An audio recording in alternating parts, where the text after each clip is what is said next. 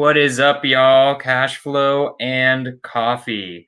I see that we have way less people than we usually do because we haven't done this consistently for a while. And this is what happens when you don't do consistency, guys, is everyone shows up on Instagram, but very few people show up on YouTube. So, guys, if you want to ask me and Tyler any single question for free, people are hitting us up, asking us to pay us money to ask us questions.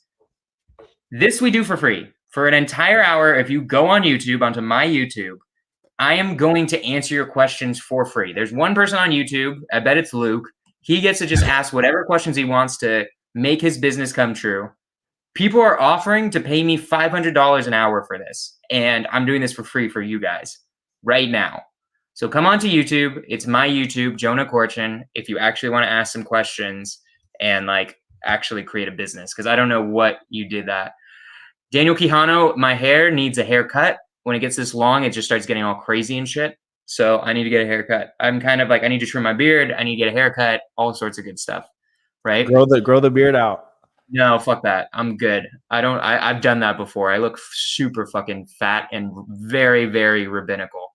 I look like a rabbi, and it's unnecessary for a business. Sounds everyone cool. Is showing up on Instagram. Come on to YouTube if you want to ask me questions about real estate, and that's the last time I'm going to say it. So you guys can deal with that. It's pinned comment now. Tyler, what's up, bro? What's up, dude? How are you? Hey, I have an interesting opportunity for you. You want to hear it? Do I? Sure. What? Yeah. Yes.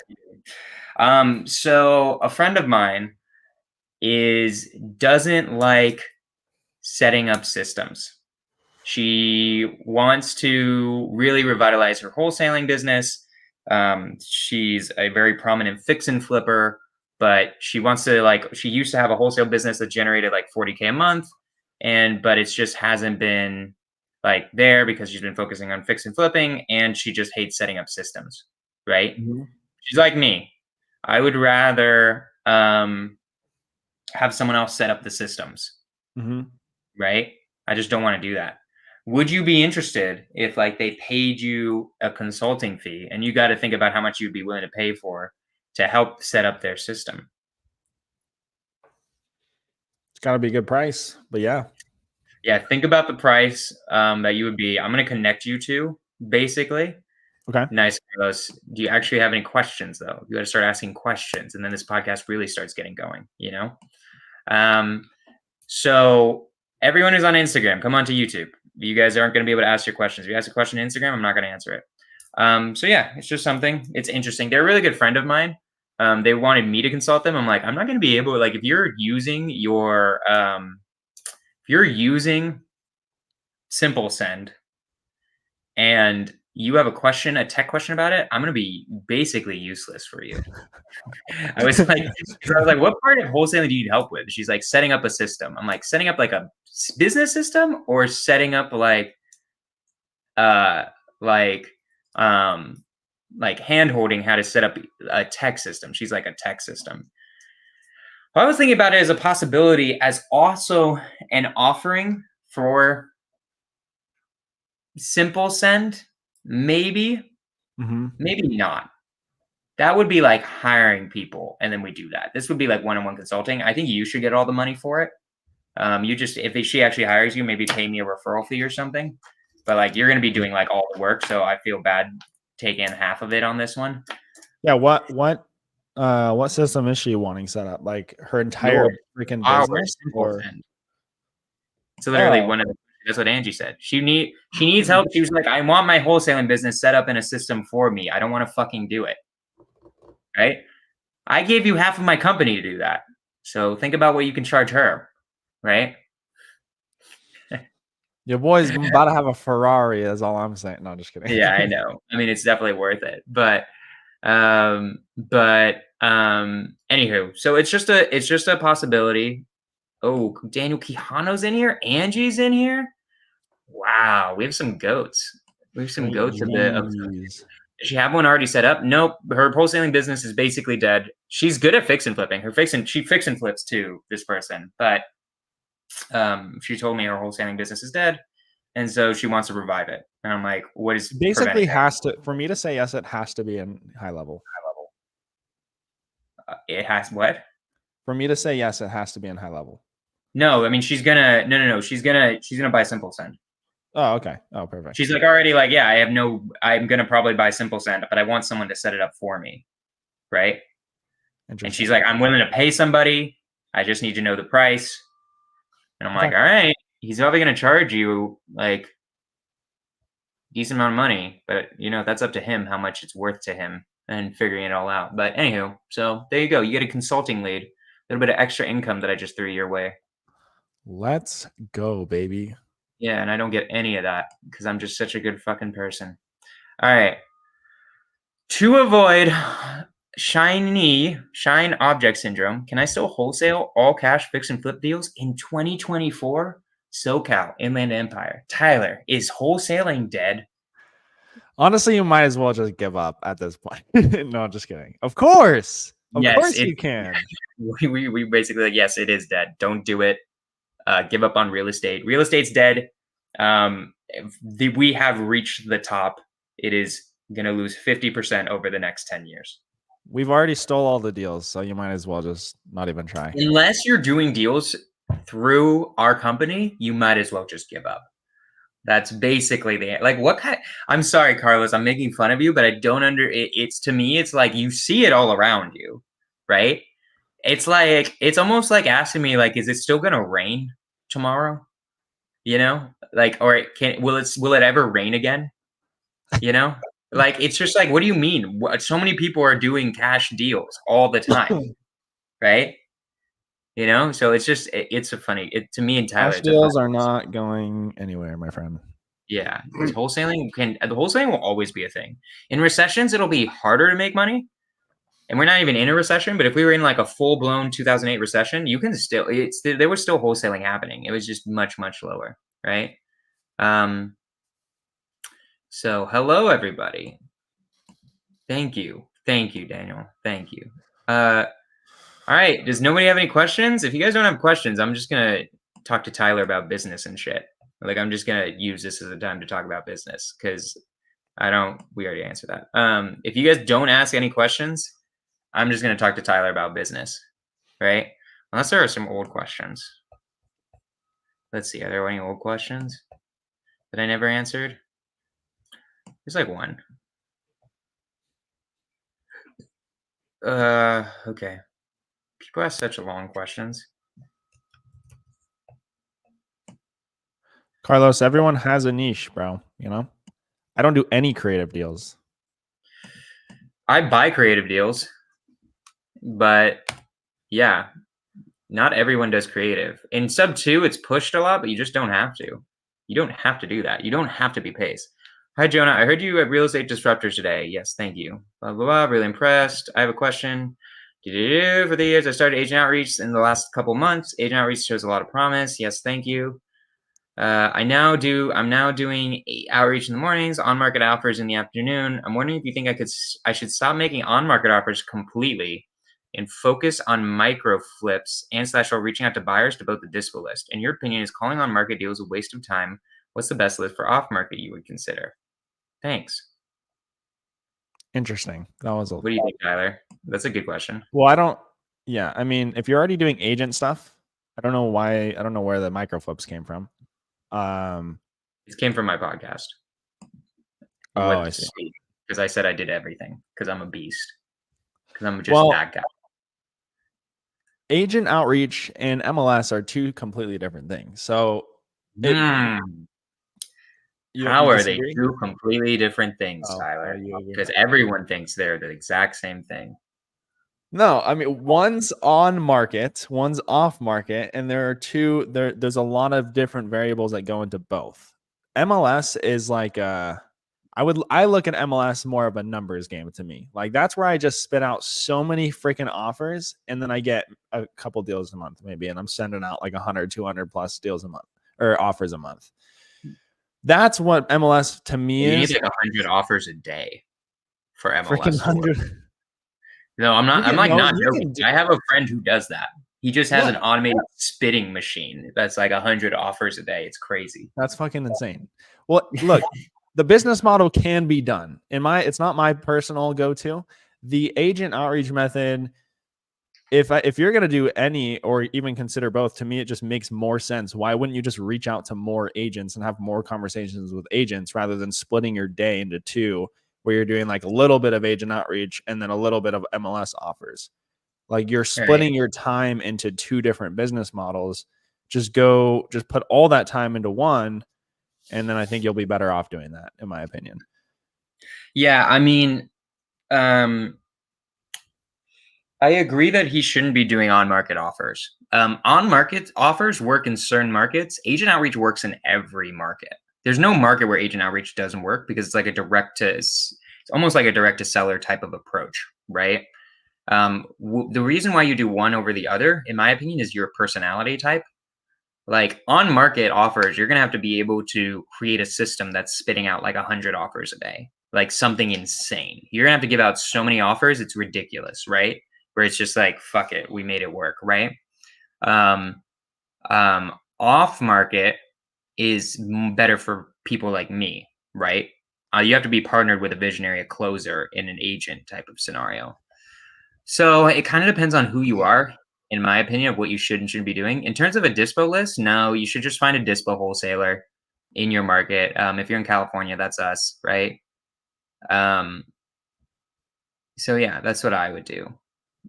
So to answer that one, yes, Angie, I agree.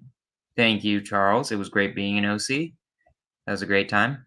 All right, nobody's asking questions, so they don't want to hear it. They want to hear business talk. We're here to talk about business. So, Talk about business. what are we dealing with in our business right now? What do we need to talk about, just in general? I have a ton to talk to you about, actually. Let me just look up my notes. You definitely have more to talk to me about than I have to talk to you All about. right. Yeah, you have nothing to talk to me about. So, okay. I think there should be a commissions checking account now because we just changed the way that we pay our act managers, right? So guys, now how we pay our act managers, we do it in a tier system. So how we pay our act managers is 40K base and then 10% of the deal if they make 0 to 50, 12.5 if it's 50 to 100, 15% if it's 100K plus. Remember, it's of the revenue, remember? Of whatever deal they close. No, the revenue for that month. Of how many deals they close. All the deals they close.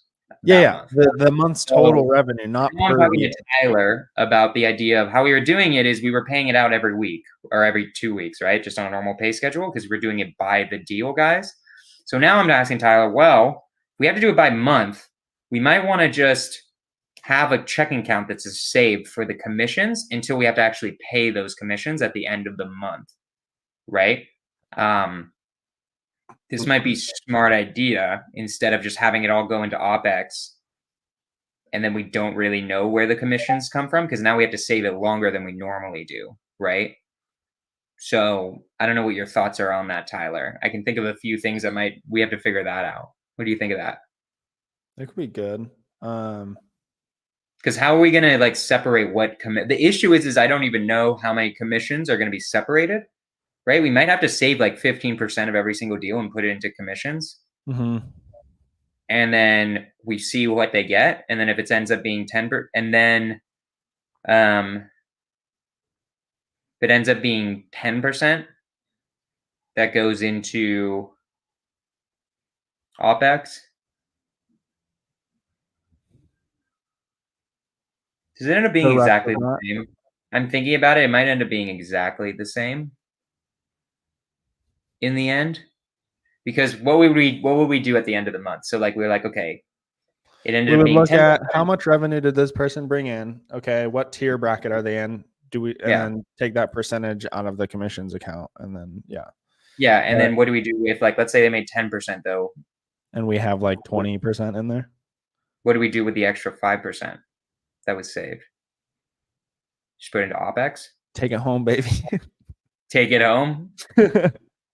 Maybe. I mean, if we're just balling out in OPEX, then maybe. But if not, then just throw it back in OPEX. I guess it depends.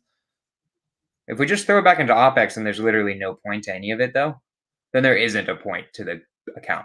because where it was going anyways was OpEx.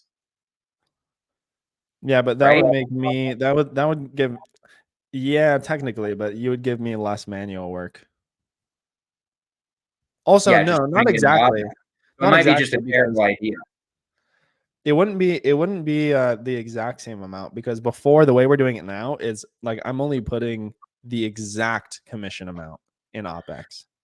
Right. And the rest of that is getting split up. So what you're saying is that excess, Oh yeah, the issue is because then if we all just put in OpEx, then we would be paying ourselves too much per profit first, right? we would be paying ourselves less. More. If we did it where income comes in and then we just split it immediately, Yeah. right? Yeah. That would be paying us more. That would be paying us actually what we're supposed to be getting paid. What? You're talking I'm about so income comes in and then it goes to all the bank accounts per profit first Yeah, but we have immediately. commissions. Aren't commissions taken out of that beforehand right now? Right now, yes. Right. So if we stop doing that, then we get paid more money. Yeah, but it's the actual amount that we're supposed to be getting paid. Technically speaking. Okay. So what are you suggesting? I'm not suggesting anything. I'm just correcting what you said. Thank you. Thank you, Tyler, for just correcting something and then having no reason to correct it. So, what does that have to do with anything? My point is I'm trying to figure out the right way to do this. Help me figure out the right way to do this then. What do you think? Because now we're paying commissions at the end of the month. Yeah. The commissions bank account could be good. And then we just decide what we want to do with the money after if there's leftover. It might just be a good idea because I think we're getting paid very little. Okay, so let's think this out, right? Let's say they don't hit that. That means we could be getting paid between 0 and 5% extra every single month, depending on how much they're closing. That might be a good way to supplement our income too, where we're getting paid a little bit more based on how well our AC managers are doing. If they're doing insanely well, then we're going to get paid enough money for everything we could need anyways. If they're not doing as insanely well, you and I could actually use some more money personally anyways. So maybe that's what we do is like we take that extra 5%, 0 to 5% of whatever their commissions is and pay it to ourselves. Unless OpEx is like super low for some reason. Right. It would just That's a good depend on system. So we just put in 15% into commissions always.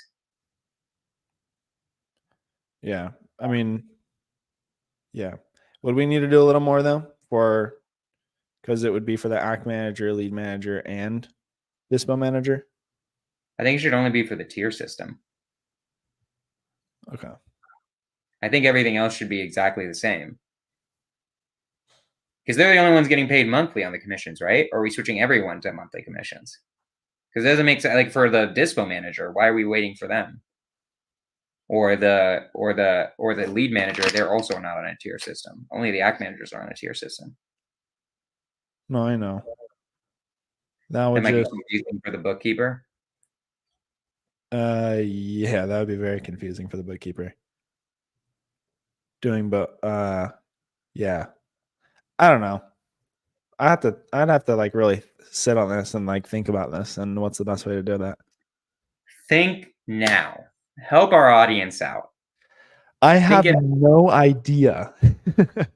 Well, what would you do to start thinking? You sat down. Let's teach people how to think real quick. What would you do right now to start thinking it out? I think by talking and or writing. I would probably end up writing it down. I would probably put it on like a piece of paper and like draw it out. You would literally a piece of paper, or could you do it on a computer? I could do it on a computer. Let's teach people how to think real quick. Share your screen. Okay. Thank you, Roberto. Good to see you. Hold on. Here we go. All right. So first I would write this. commissions. We can't see anything you're doing. I see Canva What?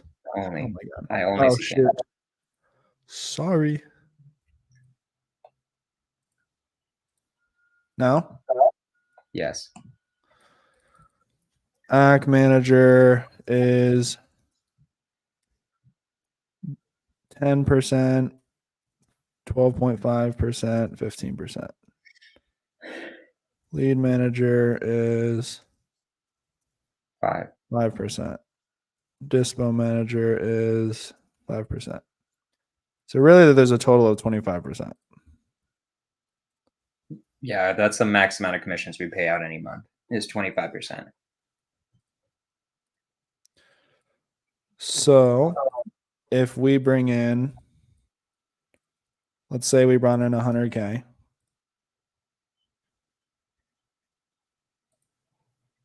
We essentially have 25K. this would be the commissions, 25K. This would be, okay, so that's if we actually put 25% in, Uh-huh. right? Then we really have 75% to go based on profit first, Right. right? So what's the profit first stuff?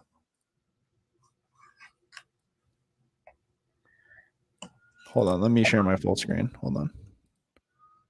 So you can actually see me going back and forth.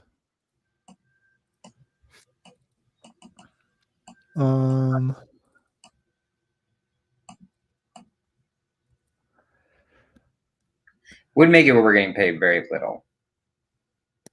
Right. So Would make we're here. So it'd be 10, 10, 15, 65. What's 10%? 75. That's 7,500, right? 10% of 75K. It means that if we have to make basically 100K in a month, we get paid 3,750.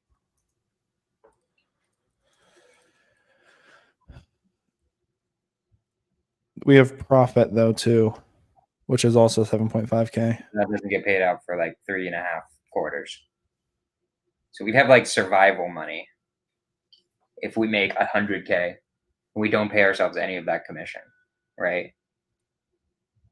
Which if we are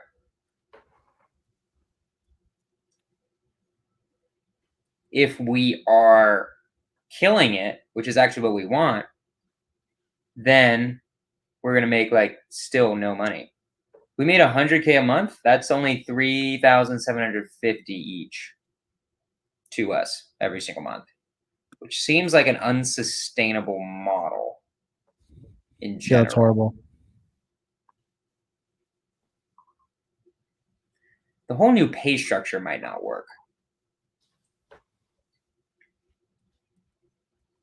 Probably should have done this before we even think about hiring, because we do need to pay ourselves more. Like, I'm just throwing it out there. That's like aggressive, right? We might need to do like a 100.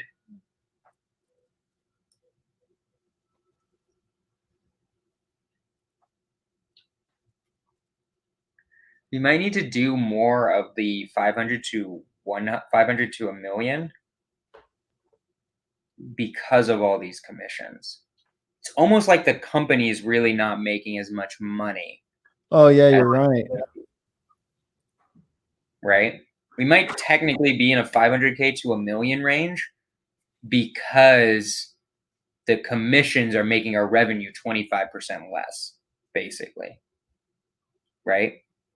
Right. And then and then the extra, okay, so I see what you're saying. So this would be 25%, and then really what it would be is 15% of 75, which is this, is owner's pay, right? Or no, that's profit. What? Yeah. And then owner's pay is 20%. Yeah. What's 20% of 70? 15. I could have 20K. done that math in my head. Or it's 15K. That makes more sense to me. 7.5K every month. And then Well, we're going to OPEX though. 50%. So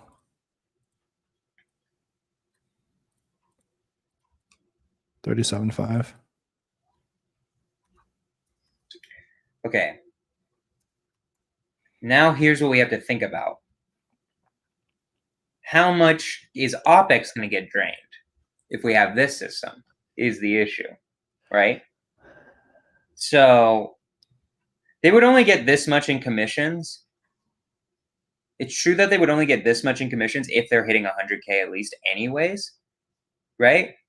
Yeah. We're going to take into account like a Good month. like a really good month. Like, let's just say that, right? Because you and I should be really happy about a good month. And a good month, you and I should not be making $3,700. That would be kind of silly, right? So really, let's say we did this, we split it up like this, and then Kihano, I stand on my belief that lead manager is an unnecessary position. I would like to hear from you. I almost want to hear. I want to hear that debate. I don't know if we don't have enough time for that debate. But why the fuck is your OPEX so high? Because we pay our people well, bro. Also, that's what you're supposed to do according to Profit First, because we're looking at the chart. But we just no, pay us gross profit after expenses, Angie. But we're doing profit first, right? That's how most people run businesses. Is that you do whatever with the profit after your expenses. What we're doing is we're making sure our profit is paid to us first. So if you know what book we're talking about, Profit First, that's how we run our company. Go back to that. Ignore the crowd for a second.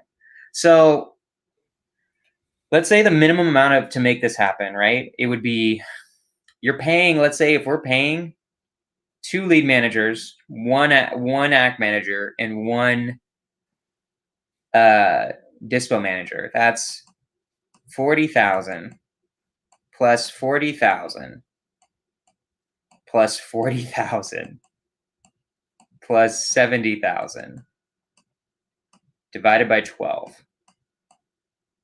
That's 15,833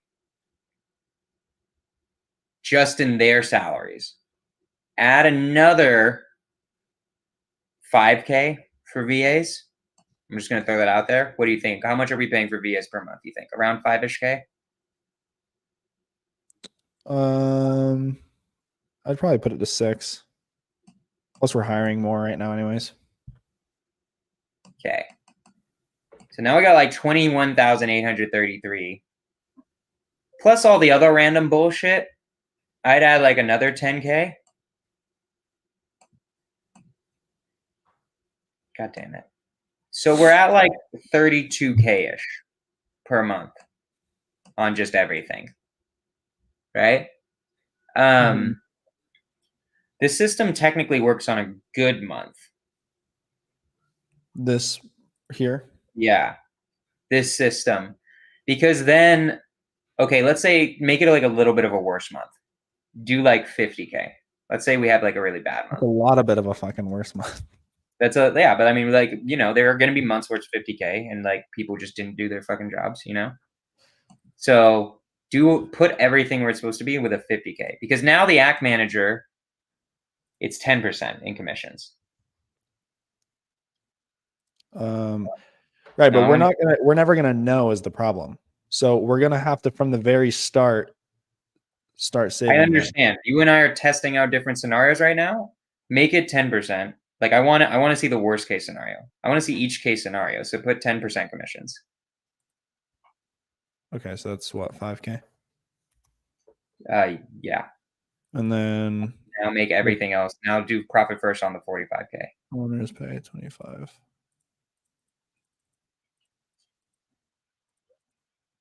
9,000. Profit was 15. Wait, owner's pay is 20? Go back to that chart. Here it is. Part of me also feels like we don't have to fully go off of this. Like it might even be better at like 1510. But keep going, keep going. Let's just keep doing this for now.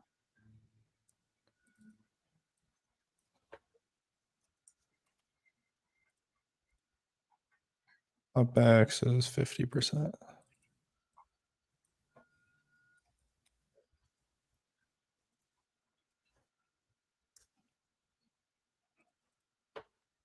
And then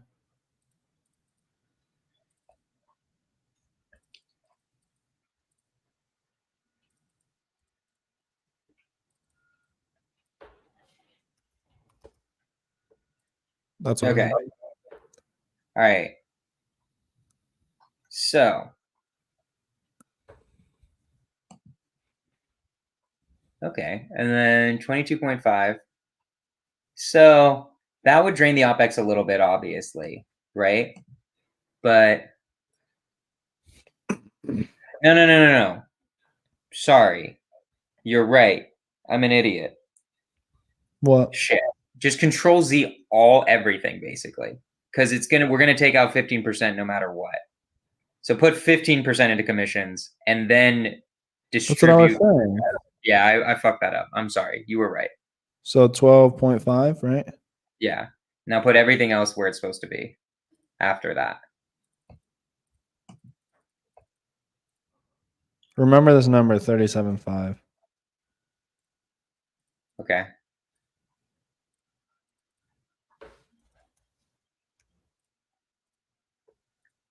$37.5. What was profit again? 15.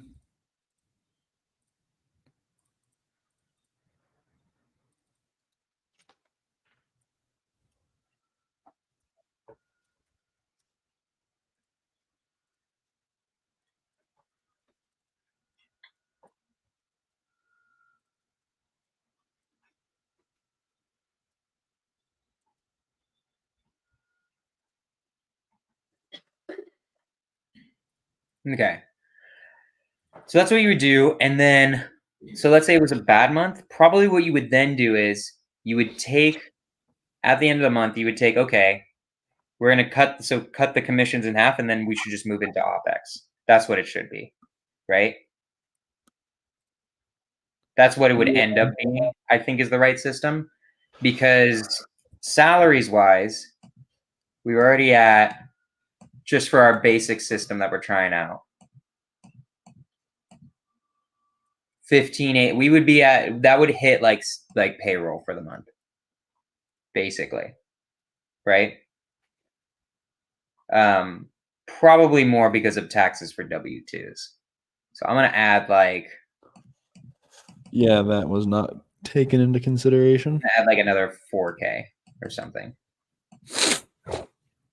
So how much is, yeah, you would be like, we would still be draining OpEx a little bit, but it would not be drained that much, right? On a really bad month. And then you would, I would want have to do a little bit later today when I have some more time. This seems to be the right system, though, in my opinion. My What if opinion, the we- right system is this.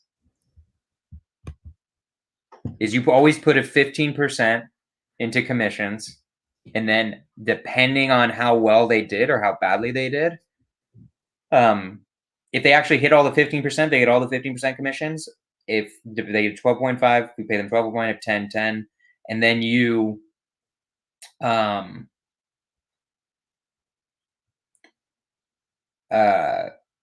then whatever is left over goes into OpEx. And then we pay ourselves until we start hitting like 200K months. We pay ourselves. We're not really thinking about this 10% right now, though. Keep that in mind. You're right.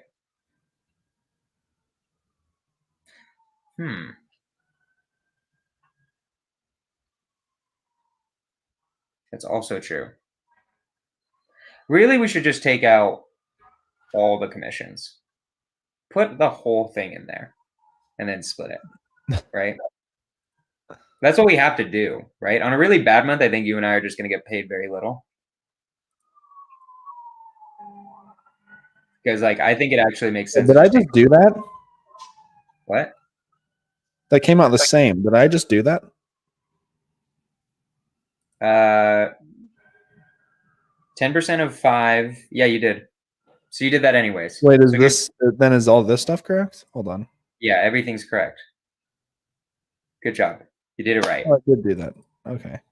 So it ends up being like a bare minimum where we basically to be really we really need to be hitting like 75K a month for this plan to work. Right? Minimum. For us to be like paid enough to survive, pay everyone every single month, and then also getting a profit. Luckily, we average 85 or 83. Yeah, Right? I mean, yeah, which technically we're doing.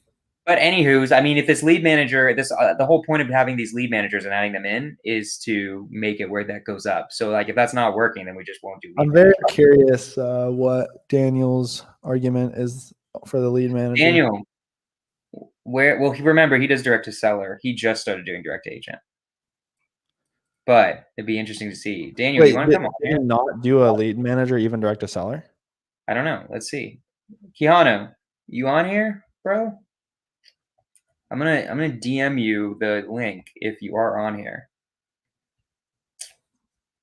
Fucking guy. I might just call him because I don't. He's not All right, coming. you do that. I'm gonna run to the restroom really quick. He's on here. Here. Keanu, you want to come on here? He says yes, so I'm gonna send you the link because I also like seeing your face.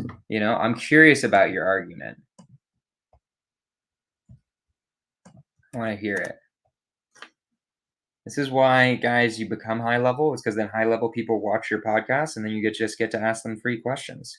Keanu doesn't just do that. He doesn't just be like, I'll just come on and hang out for a second. All right, Keanu, I just texted you the link, or I'm about to text you the link. Come on here for a second. Come on here and let's see what you got.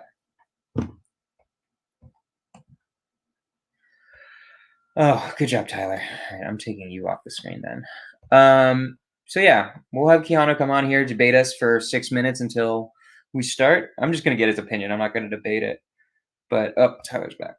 But that's what we're gonna do. Hopefully he can log in pretty quickly. Because we have our company meeting in like 6 minutes. But yeah, it would be interesting to hear. Because that's interesting to hear from a direct to seller person that they don't use a lead manager. I feel like almost every direct to seller person I hear uses a lead manager. Right? So we'll see. I texted you, Keanu. Don't let me down. Because only me and Tyler got like 6 minutes, probably about 5 minutes now. I want to know your response to that. So anywho. But like the little lead manager thing, we're gonna give it what, like a month, 2 months? If it's not generating us more than 83K, then like why even stick with it? We might as well go back to the act manager thing, So this is a very temporary system if it's not working. Right? You're muted. Whoops. I said, yeah, of course. If it's not working, we stop. Yeah. And then we're just like, all right, act managers, get your shit together.